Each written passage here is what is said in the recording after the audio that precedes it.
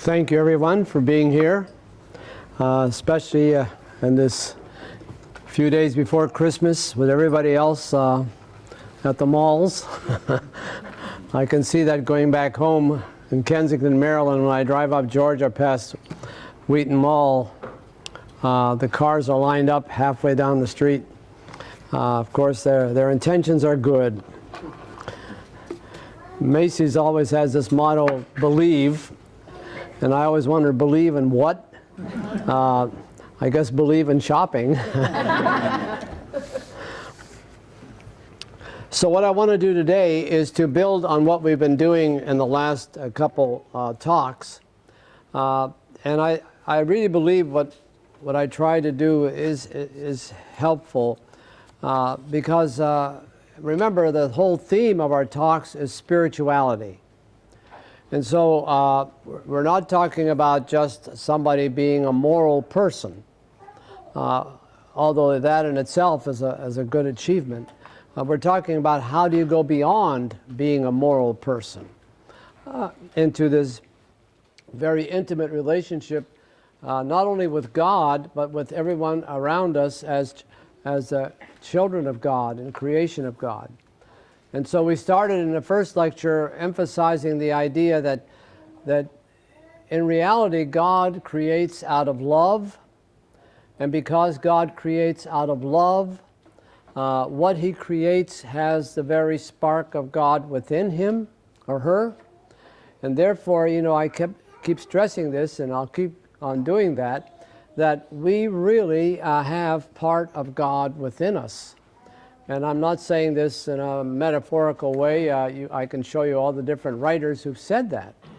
But what that also means is that you and I, as I've said often already, can only be fulfilled as children of God by loving. That the more we love, the more we fulfill what God intended, and the more natural we are who we're intended to be. We are really intended to be lovers. And as you know, Jesus on the cross saying, Father, forgive them, for they don't know what they do. That is a very amazing kind of challenge. But if you read some of the history of some of the saints, that's exactly what they did. No matter what happened. Love was the dominating principle. And so that is at the basis of what we're trying to do here in talking about spirituality. Everything comes back to the whole idea of love and the idea of returning to God in love. We also now, in the last two lectures, talked about how the spiritual writers understood the human person.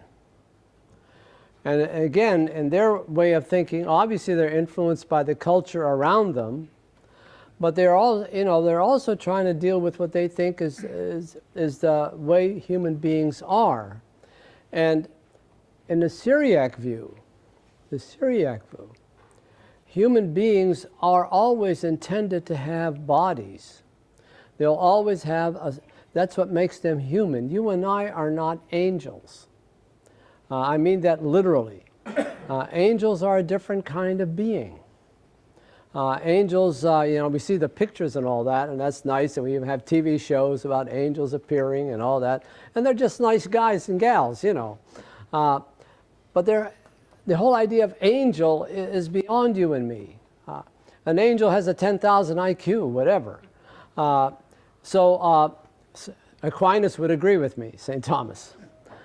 You and I are human. We have bodies. And that makes us different. It makes us different from the angels. It makes us different from the animals. So our body is what distinguishes us from both angels and animals. But because of that, in a way, you and I have a greater challenge, because we have to keep together our spiritual side and our physical side, because that's who we are. We can never be pure spirits. We're always going to be with our bodies, and our bodies are great. You know, angels can't hug, as I tell people. Angels can't enjoy peanut butter pie. So we are who we are, and that's what God wants. That's why in the Syriac world, there's no doubt that somehow at the judgment day, we will have our physical side with us. And the first example is Jesus himself. Jesus who rose from the dead. Notice when he rose from the dead, he wasn't in normal space and time, was he? He came in and out of buildings. He ate a piece of fish one time when he appeared to the disciples. But as I said to you before, the scriptures never tell us he spent the night anywhere. He was on warp drive. He was in wormholes. I don't know. But he was both physical and spiritual. The resurrected Jesus was physical and spiritual. And the same thing is going to happen to you and me. At least that's what our Syriac writers believed coming out of the scriptures. That I will raise you up on the last day. And so I don't know how that works.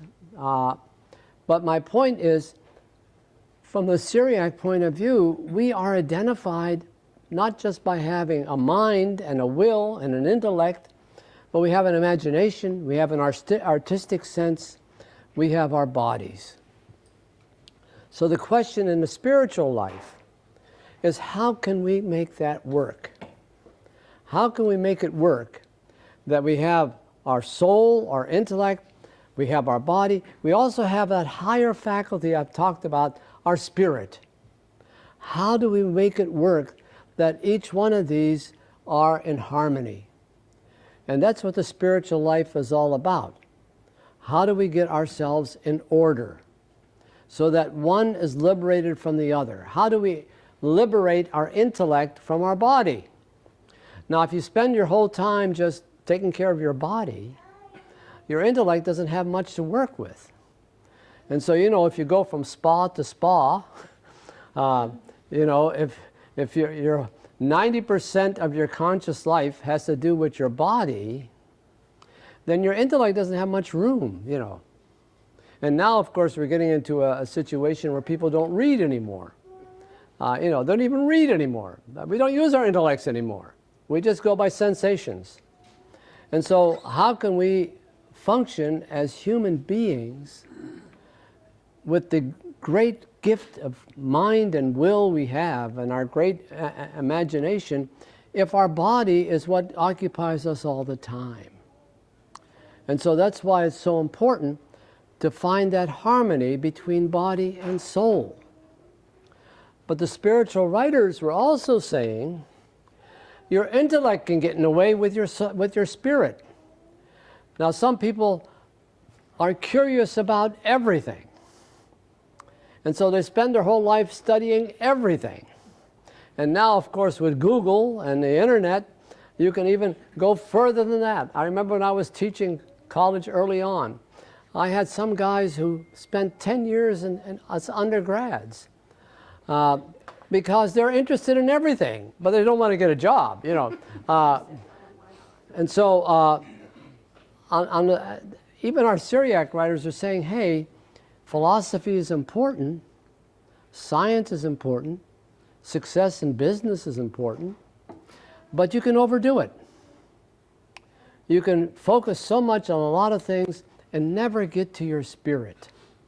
And so part of the spiritual life and achieving the spiritual life is, how do we free our spirit from our mind, from our intellect, to allow our spirit, that higher part of us that wants to be communing with God, how do we achieve that goal?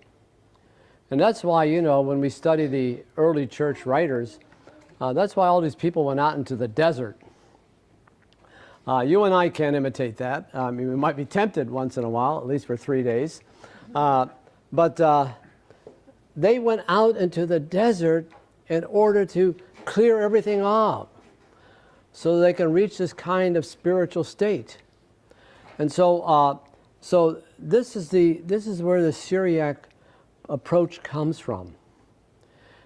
How do we achieve the freedom of our spirit, the freedom of our intellect, and the freedom from the drag that our bodies are sometimes upon us.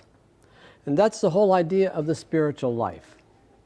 Now, near the end of the last talk, I mentioned that when you study someone like a person named Evagrius, who was not a Syriac writer, he was a Greek writer. But he influenced a lot of the Syriac writers because he was so good at what he did.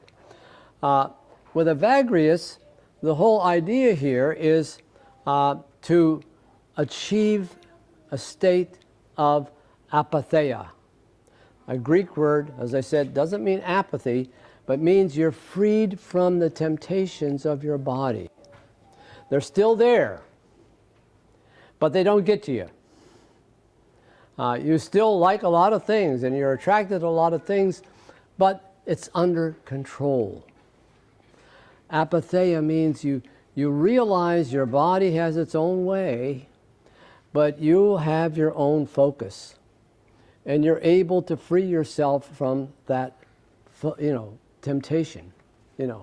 It's not good to have that second piece of pie.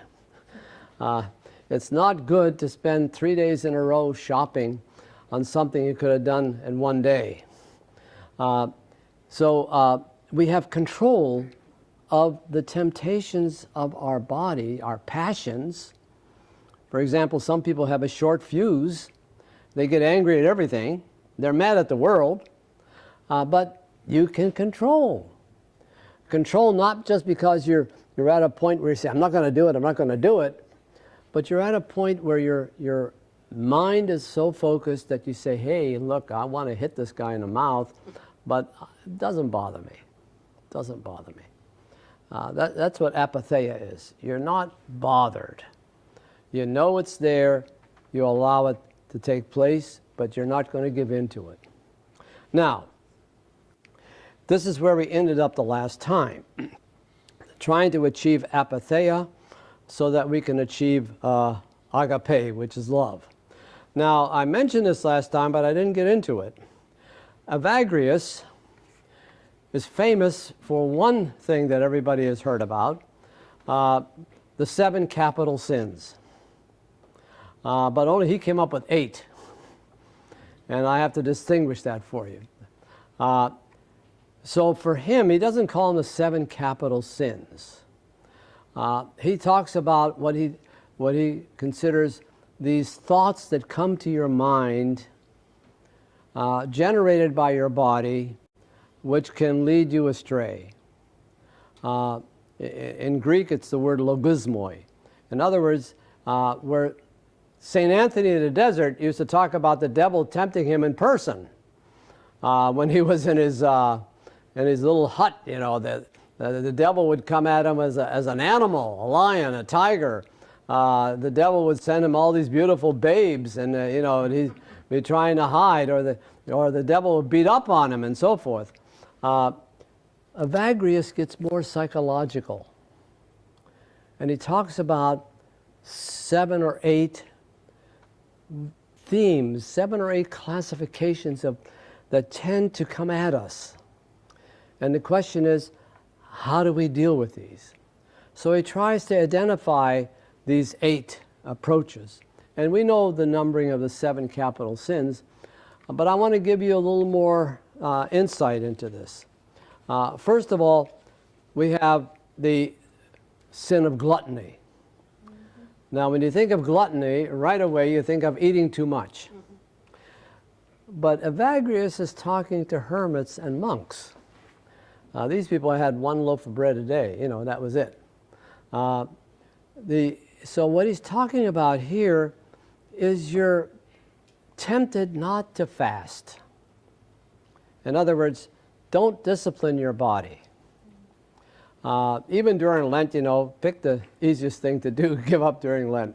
And so for him, the temptation to the monk or the hermit is, hey, remember, you want to keep your health. So fasting is not good for your health. So eat as much as you can so that you'll have a healthy life.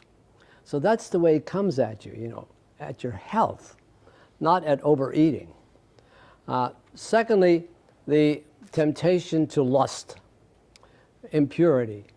But the way the Syriac writers talk about it, they think that the whole idea of lust is the desire or the need to be around bodies. In other words, you're anxious to have some kind of interaction with bodies. And so for them, their advice is, if that's your inclination, try to spend more time alone.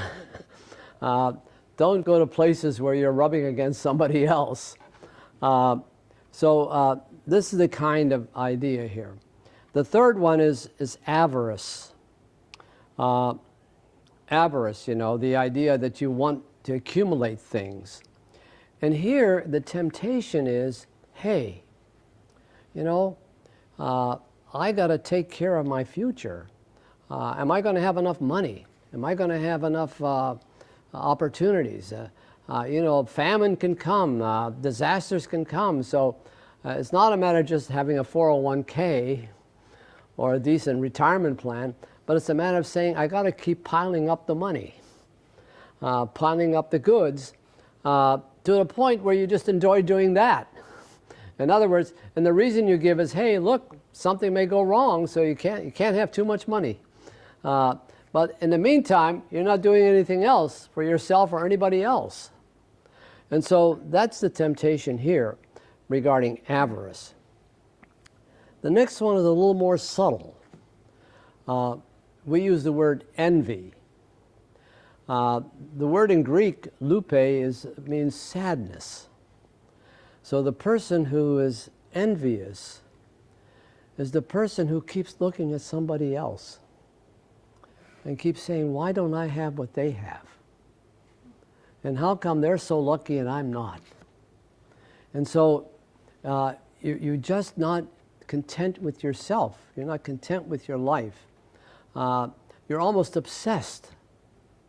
Obsessed with, you know, somehow that you need something more. You need something more. Or envy can also be the idea is that you forget the old times. The times when you were single, going a beer bash every other night. The time when you were having all this good times and now you're married, you're trapped. You can't have fun anymore.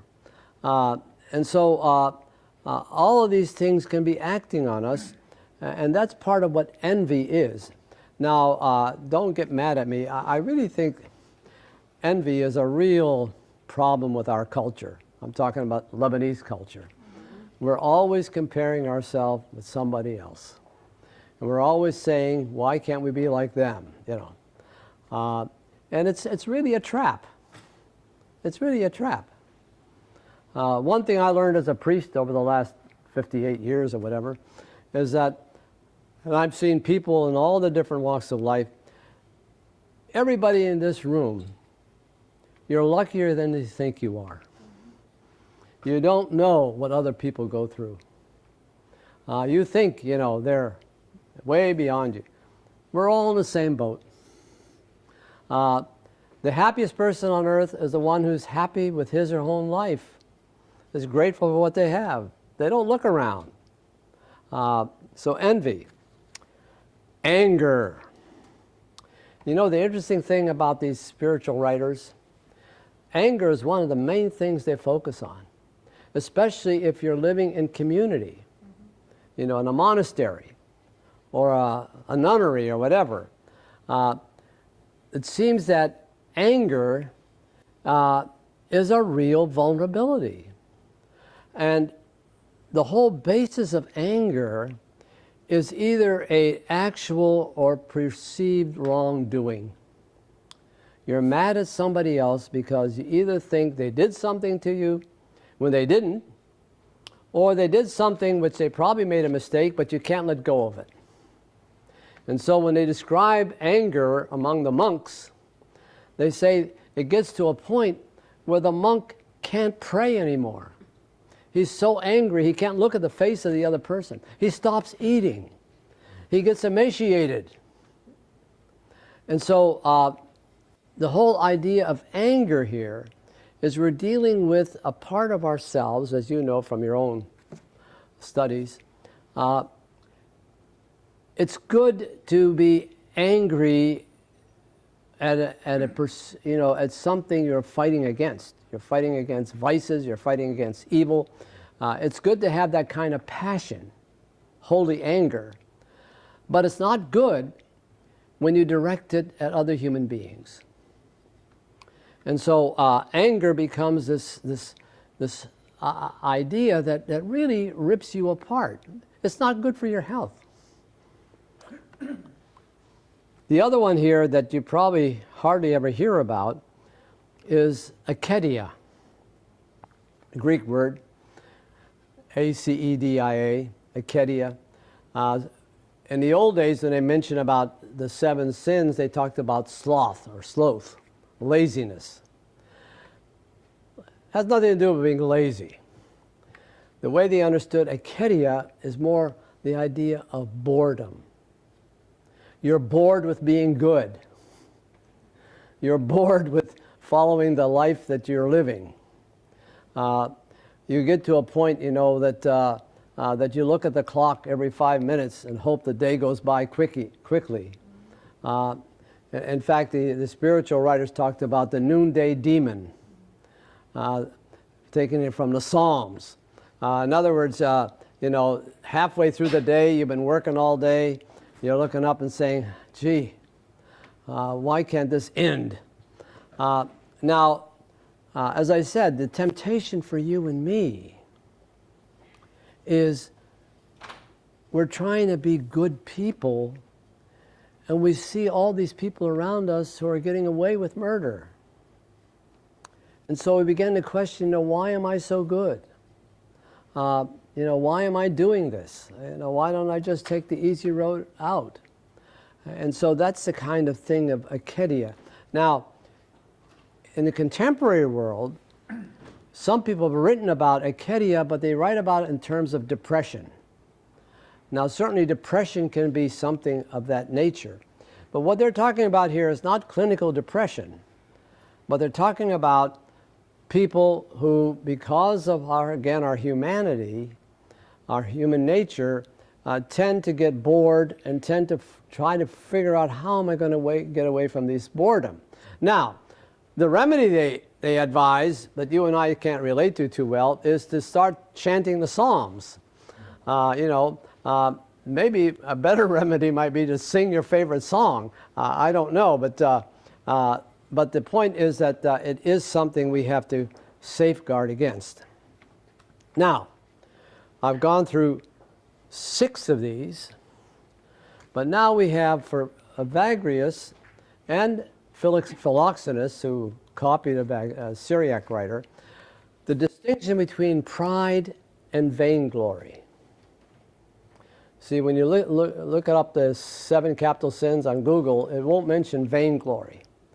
But for them, there's a big difference between pride and vainglory.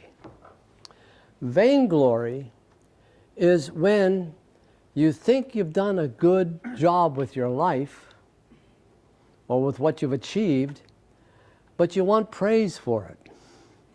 In other words, you want people to praise you.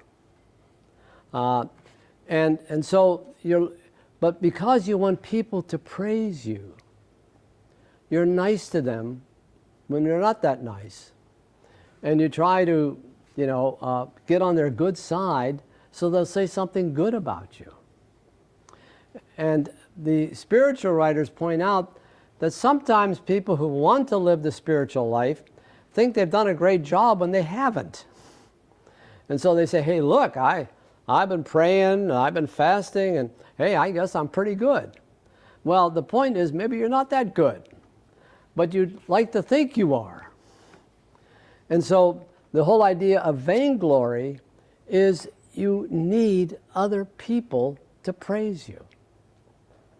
You're looking for someone some others, to think how great you are.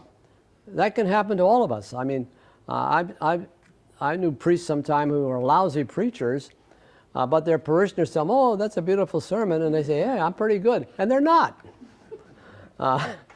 But they've convinced themselves. And so vainglory can be a very erosive kind of temptation. But then finally we get to pride. Now, with vainglory, you're looking for others to praise you. With pride, you believe you're superior to others. That anybody who doesn't praise you is a fool. That you don't need anybody. You don't even need God. That you've achieved what you've achieved on your own. And so with pride, you have gone into a alternate reality.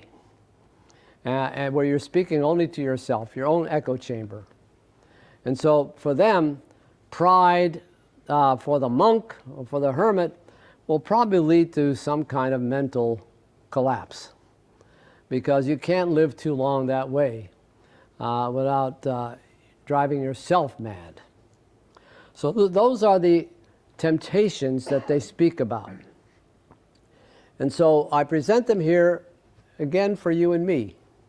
Are we guilty of giving in to this kind of temptations? Because if we do, it's going to be very difficult to continue progressing in our spiritual life. Now, the other thing that I mentioned at the end of the last talk is that all of us need discernment. Whenever we're tempted by a lot of things, or we're asked to do certain things in our life, or we decide to do certain things, we all need a spiritual advisor. We need somebody who can guide us. Because sometimes, we're so involved in things that we don't see what is good and what is not so good. As I mentioned at the end of the last lecture, one of the key ideas of discernment is when you're tempted, or when you think somebody's guiding you on the right way, the best way you can deal with that is, what is the result of that temptation? Do you feel more loving, more generous, more kind? Do you feel like, love is coming out of your own being? You're more attuned to other things? Or do you feel cold? Do you feel elitist? Is your attitude more divisive? And so that's an easy way to discern, but that's certainly one of the main ideas. The other thing that they mention is reading Scripture. But reading Scripture, not to find some nugget of some secret revelation, but reading Scripture to see how God's plan has been working out over the last 10,000 years, and see how we are part of that plan, and even our own individual lives. And that will help us to stay on the right track. So, these are the temptations. Anything you want to say right now at the moment, or shall I continue? The eighth one. Pride. Oh, I thought that was 7. Okay, fine. Vainglory is 7. Oh, gotcha. I thought they were the same. No, they're different. Okay. Now I want to turn to a positive side. And that is a question of prayer. And here, when we talk about prayer in the spiritual life, there's different levels of prayer, obviously. All of us are called to pray. Jesus himself gave us a prayer to pray. So I want to distinguish here between prayer in general and prayer when we talk about contemplative prayers, the spiritual prayer that we try to strive for. So what is prayer all about? Well, one of the interesting things here is a Syriac writer, the earliest one we really know about, a person named Ephrahat. And Ephrahat has an interesting essay about prayer. The main good thing about this one is that up until Ephrahat, people talked about the Lord's Prayer, and that was about it. He talks about private prayer. And the scriptural passage he uses about it is the one where Jesus, you remember in the Sermon on the Mount, chapter 6 I think it is, where Jesus says, when you pray, don't make a big deal about it, but go into your room and close the door and pray. So Ephraim takes that idea from the gospel, but he pushes it a little further. And he says, well, what if you're living out in the desert? You don't have a room. You don't have a door. And so his answer is, really what we're talking about here is when you pray privately. And the door here is your mouth. And your room is your soul. And therefore, he's saying, when you pray, you become a temple where Christ dwells. And so the whole idea of prayer here is that you become the temple. In fact, Ephraim says, our heart becomes the altar, and Christ is our bridegroom, and the soul is the bride. And so the whole idea of prayer here is really communion with God.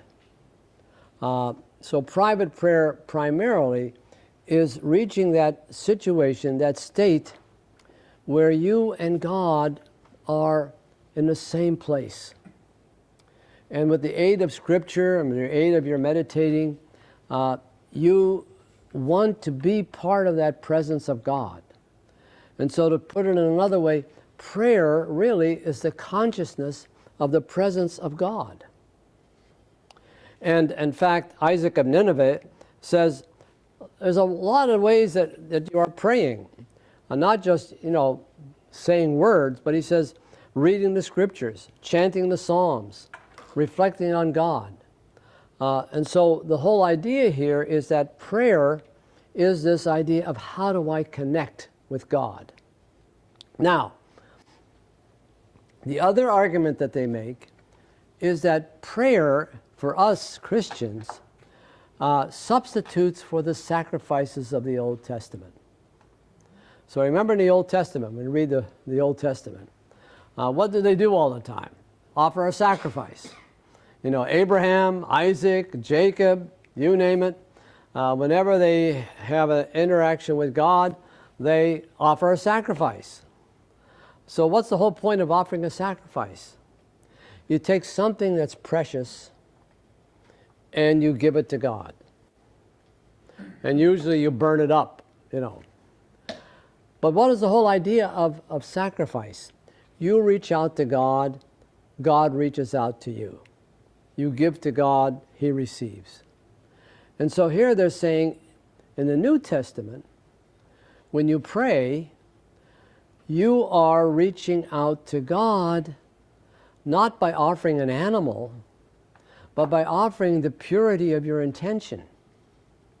That you're reaching out to God because you want to connect to Him without blushing, without being ashamed. I mean, how can you reach out to God if you're sinning like a mile? In other words, you can't pray in a sense if you're at the same time you're hurting other people. And so the whole idea of prayer here is that you so purify your heart and your soul and your intentions and your actions so that you and God can be in the same place. And so that's why Ephraim, for example, and Ephraim point out that the sacrifice of Abel was accepted, but not of Cain. Now, I don't know too much about Cain, but according to Ephraim, Cain didn't have the good intention. He didn't have a pure intention, where Abel did. And in the Old Testament, of course, your sacrifices only have value if they are pure sacrifices. Remember, when in the Old Testament, they always warn people, if you're going to offer an animal to God, don't take one that's already got a club foot and sacrifice it to God.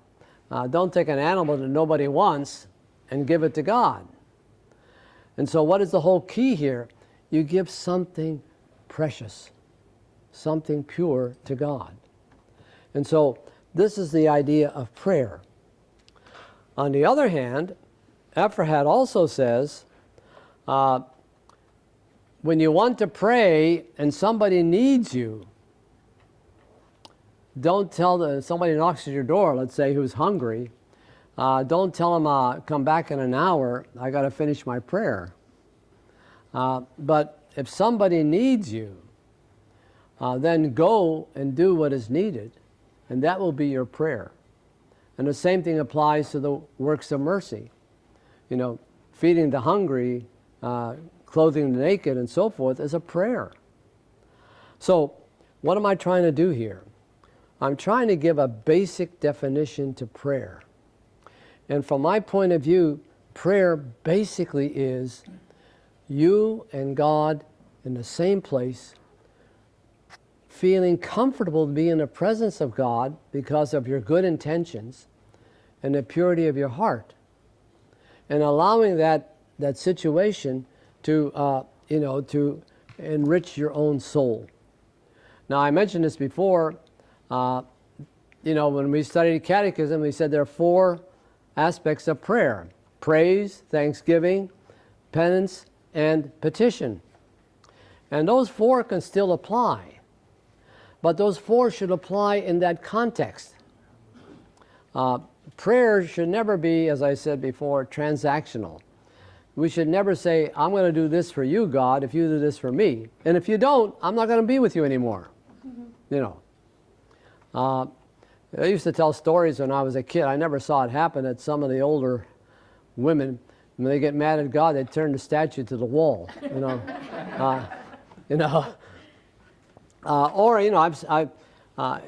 It's a tragic thing that happens sometimes, where somebody says, I don't go to a church anymore because my child was dying and I prayed to God and nothing happened, so I've had it. It's a sad situation. I can empathize with that. But prayer should not be transactional. We can discuss the problem of evil in a different context. And so the whole idea of prayer here is connecting.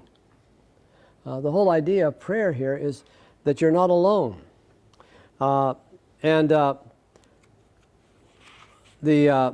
Isaac of Nineveh says for him, prayer ultimately is abandoning yourself to God's care. And I want to read you a quotation from him here. It's just a short prayer in a way. Here's a prayer from Isaac. Make me worthy to know you, my Lord, so that I may love you too. I do not desire the knowledge that involves distraction of the mind, that comes from the application of learning. Rather, make me worthy of that knowledge whereby the mind comes to praise you as it gazes upon you with that gaze which banishes from the mind the sensations of the world. Make me worthy to be raised above the imaginings which my own will gives birth to, so that I am impelled to gaze upon the bonds of the cross with a continuous gaze such as nature does not give, thus crucifying my mind, whose freedom has been rendered useless by its subjecting itself to impulse. Place in me the pure metal of your love, so that I may be removed from the world as I follow you. Stir in me the awareness of that humility of yours, wherein you lived in the world, having put on the raiment of our body, so that as I continuously recall it, I may accept with delight the humiliation of my own nature. So this whole idea of the surrender to God in your act of prayer.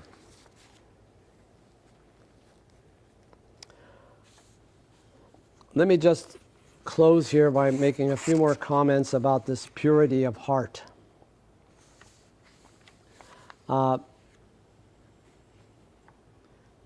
Ephrahat says that purity of heart is when there are no more sins that are on your consciousness, especially sins against charity. That we cleanse our hearts from all deceits. So purity of heart is when we get to that point where And the basis of that is that famous beatitude. Blessed are the pure of heart, for they shall see God. That's probably my favorite beatitude, although I like the one about mercy and the one about peacemakers. The pure of heart shall see God. And this is what Ephrahat focuses on, and some of the others. And my idea of that is that when you're pure of heart, you see God in everything and in everyone. You're not at a loss for God. He's there. Because nothing else distracts you, nothing else diminishes you.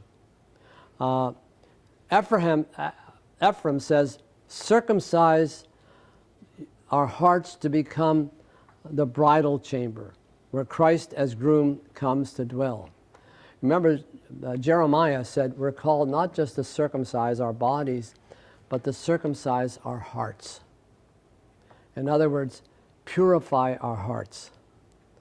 And Isaac of Nineveh says that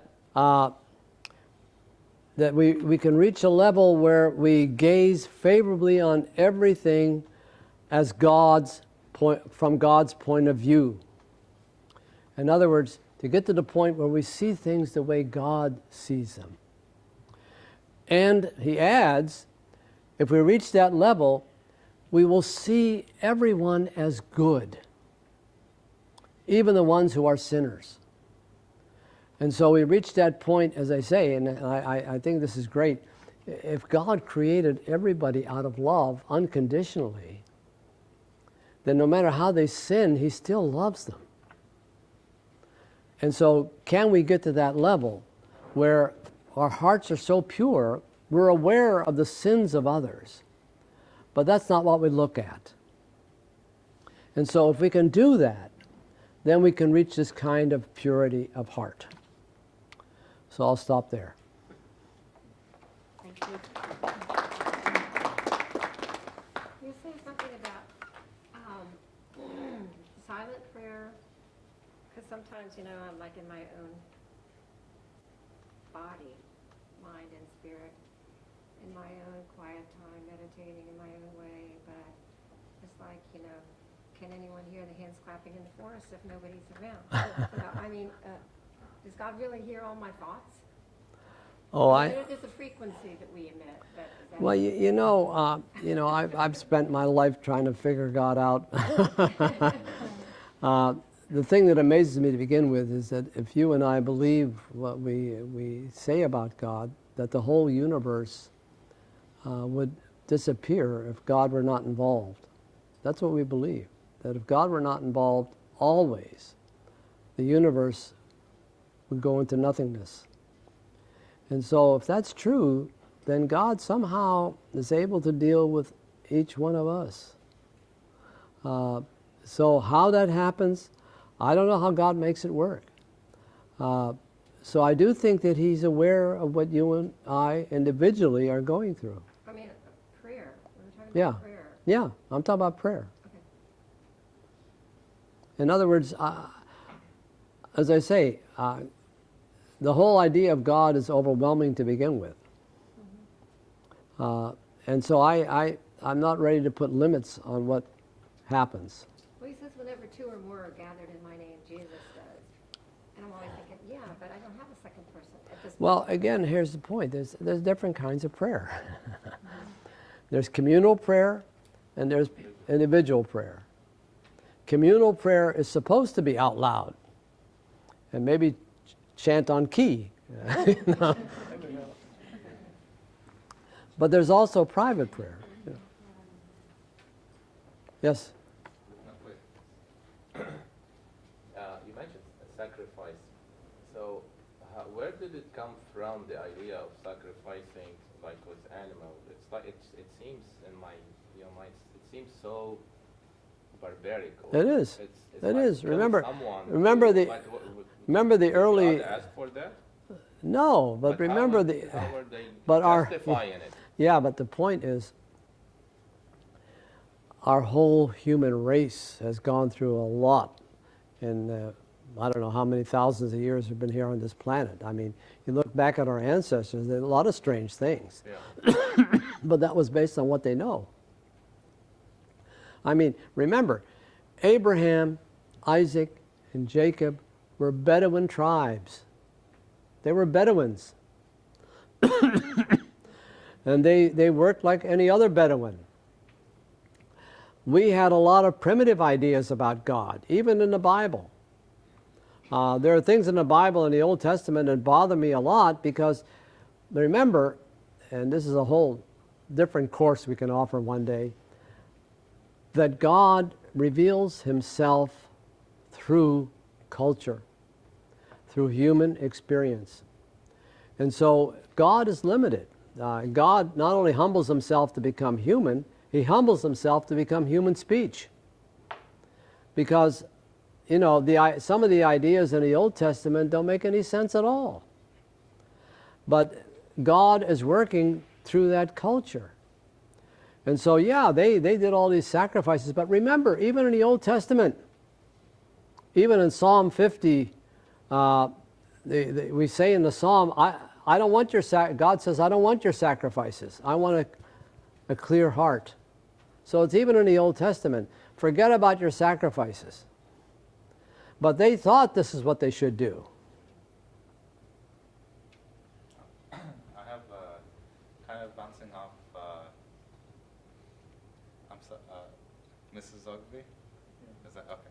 Bouncing off Mrs. Ogby, and also connecting with what we were talking about earlier when it came to resurrected forms or beings. So it's also kind of a silly question. So one thing I thought I always think about was, okay, you have someone like the Blessed Mother, who was, you know, fell asleep in God and, you know, awoke in heaven, in heavenly reality, and you know, we pray for her intercession on our behalf. So,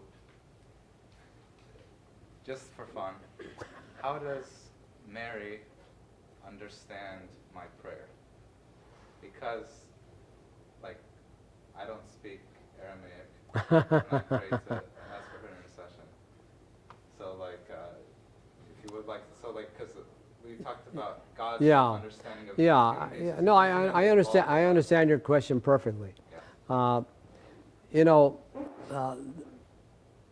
the problem we have, first of all, is even though God reveals himself through Scripture, we only have bits and pieces.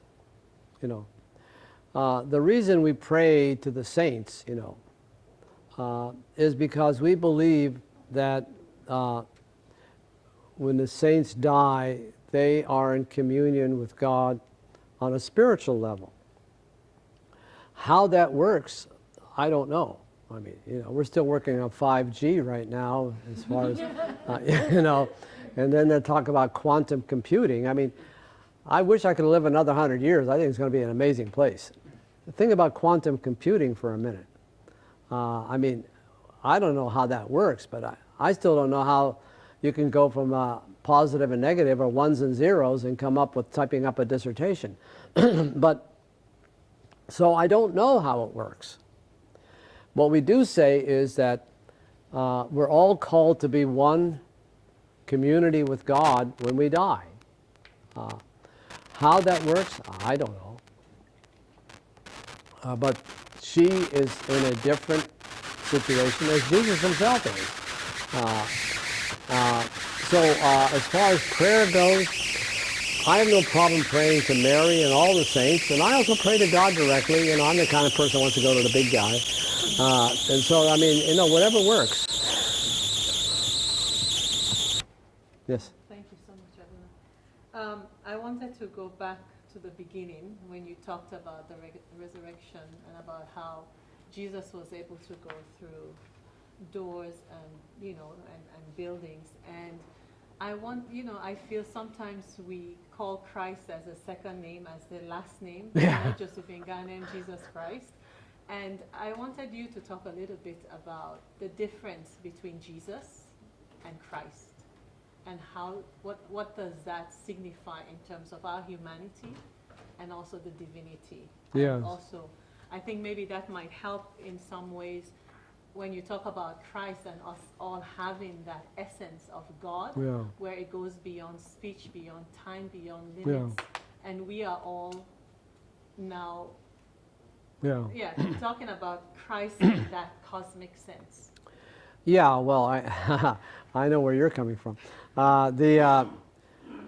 First of all, and I'm going to get technical for a moment, but not too long. In theology, and that's my first love, we talk about an ascending and descending Christology. Some people, when they talk about the incarnation, they talk about God becoming human.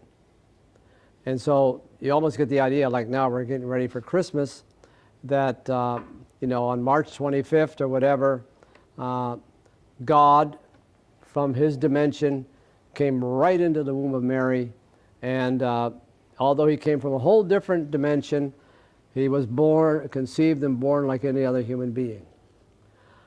So something from the outside coming in. I believe in an ascending Christology. By that I mean, and I think I can defend myself from Ephraim and Jacob of Sarug, that if God's spark is in every human being, then what we have with the conception of Christ is that particular human being was the full expression of God being human. Now, when you say that, some people say, hey, you're a heretic. I don't think I am. I wrote an article about that some years ago. You can read it. I'll give you the reference. What I'm saying here is what happened with Christ probably is unmatchable by anyone else that ever lived. But I'm not saying that Christ is just a superhuman. I'm saying we humans are an unfinished Christ. And so the point here is that it's not that Christ or the Jesus of the incarnate Christ comes into something completely changed, but the seeds of it were from the time of Adam till his coming. One of my favorite Gospels is next Sunday, which gives a genealogy. And people say, isn't that a boring Gospel with all those names? No! It tells us that he had a checkered ancestry. I mean, some of the people in his ancestry were not nice people. He would not be invited to upper society in Boston. He was human. And he had a human background. And he was born as a Jew. He thought as a Jew. He lived as a Jew. He prayed as a Jew. And so the point I'm trying to make here is that God comes from within us. But in the person of Jesus, he went through if you want me to use another scientific term, a quantum leap. That Christ was the fullness of who God is. When I used to teach Christology at Catholic Youth, I point out when Jesus left this earth, the apostles had to figure out what happened. Who is this person? You and I, and 2,000 years later, say, oh, of course, it's obvious. Look at all those miracles. Look at all the miracles he performed. What happened when he died? Nobody was there. So if miracles work, they don't work there. They didn't say, hey, God will take care of things. They went hiding. So when he left, they had to figure out, who is he? Who is this experience we had? We know he's divine, but how? Remember, for the Jews, if you see the face of God, you die. That was the idea. Human beings, if they see the face of God, they die. That's why I told you, Mary was awfully brave to say, okay, God is within me. Wow, I'm going to die. So what did they do? Well, they started giving names to him. And one of the first names they said is, he's the Son of Man. And Jesus himself used that term before Caiaphas, the Son of Man, you will see the Son of Man. So they called him Son of Man. Now, in Jewish, in the Old Testament, the Son of Man was going to be this figure that comes at the end of days and judge the world. So they said he's the Son of Man. They said he's wisdom. They said he is, Son of God. But remember, even in Matthew, when Jesus comes back from Egypt with his parents, Matthew quotes the phrase, "Out of Egypt I called my son." And so Son of God meant somebody who's special with God, but doesn't necessarily mean divine. But then finally, they said he is God. They didn't understand, because remember, what is the Jewish profession of faith? Shema Yisrael Adonai Eloheinu Adonai Echad. Hear, O Israel, God is one. So how can you go with God being one and saying this person is God? But the way I teach my class at that time, I say, you know what happened? They ran out of names. And they had to say he is God, because there was no other word to use. But it didn't happen overnight. And so this is why, we can talk about Jesus being God. Christ, as you know, is a Greek word for Messiah, the anointed one. Yeah, they said Jesus is the Messiah. That's what they thought, some of them at least. St. Paul and the others at first thought he's the Messiah, but they also ended up saying he's God, because the other words don't fit. He was more than a Messiah, more than a Son of God. He was God. Now, what happens in the future, of course, Jesus rose from the dead with a resurrected body, and that body is cosmic. It covers the whole universe. In fact, theologian Karl Rahner, that I used to like a lot, he claimed that when you and I die, we are liberated from time and place, and we become part of the universe. Think about that one. Now, if you follow Pierre Teilhard de Chardin, which I know you do, he says that when we die, whatever our identity is becomes one with the whole divine force in the universe. So we become part of that larger identity. He talks about the cosmic Christ. Did I answer your question? Yes? If some of you have to leave, you don't have to stay to be polite. I have a somewhat technical question. So I'm curious about your thoughts about hesychastic prayer, so the Greek tradition of the Jesus prayer, and the mystical experiences associated with that, and if there's any Syriac insight into hesychasm. Yeah, they would be right in line with that. Again, it goes to the idea, and we'll talk about some of this the next time, that one of the things we need in prayer is a singleness of mind. And so our prayer has to be focused. And so they came up with this idea of a repetitive prayer that would help focus their mind. And so in the Byzantine tradition, they came up with Jesus, Son of God, have mercy on me, a sinner, which is known as the Jesus prayer. And it's the idea that you keep saying it in your breathe. For some, you breathe as you're saying it. You breathe out and breathe in. So you're saying the Jesus prayer. But there could be other forms. Some say in the Syriac tradition, some just said Abba, Abba, Abba. But that kind of monologic prayer, they call it, is to help you remove everything else. Remove all, you want to be alert. In the Byzantine tradition, they say proskomen, be attentive. So you want to be alert in your prayer that everything else is removed.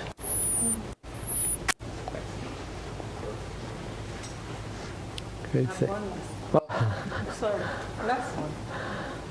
So the Desert Fathers lived a very tough life. And you mentioned Abba Anthony, or Abba Joseph. Abba Anthony was kind of, sometimes he says, sit in yourself, and that's how you can understand God. But other times he will go out and, commune with others. For us who cannot always sit in ourselves, and I know the internal, being in your soul and that quiet time, and the lack of ability to say 150 Psalms, which is what the monks and they used to say, because that will help clear your mind. What can we do to still be contemplatives, but within this normal and busy life that we have? How can we still sit in ourselves, not have to say the 150 Psalms a day, but be able to still commune and find that time? What advice would you give us? Well, I don't want to use myself as an example because I'm not as holy as most of you here. But I mean that sincerely. I find in my life I'm always aware of God. Maybe we know when there's something intense going on, but as soon as the intensity lowers, I'm saying, well, God, that was pretty good, I think we can live in that kind of idea, Also, the thing is, if you, I'm not talking about somebody who's brainwashed about God, but if you really have this kind of relationship with God, it gives you a perspective that nothing throws you. I mean, you may say, wow, I don't know how I'm going to recover. But you say, yeah, but in the big picture, somehow God's hand is in this. So I think you can develop that kind. For me, that's why I kept talking about awareness.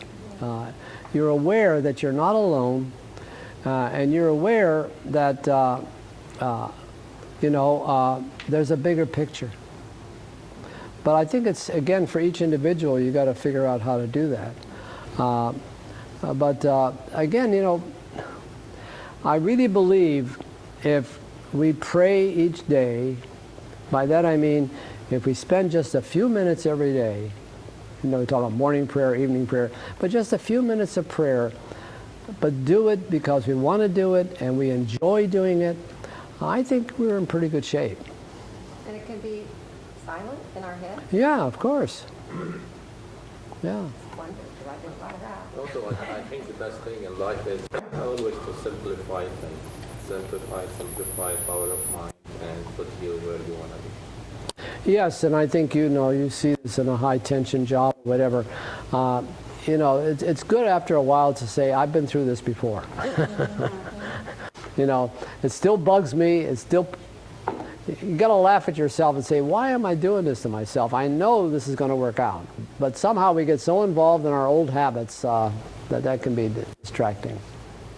100%. Thank you. Sure. Right.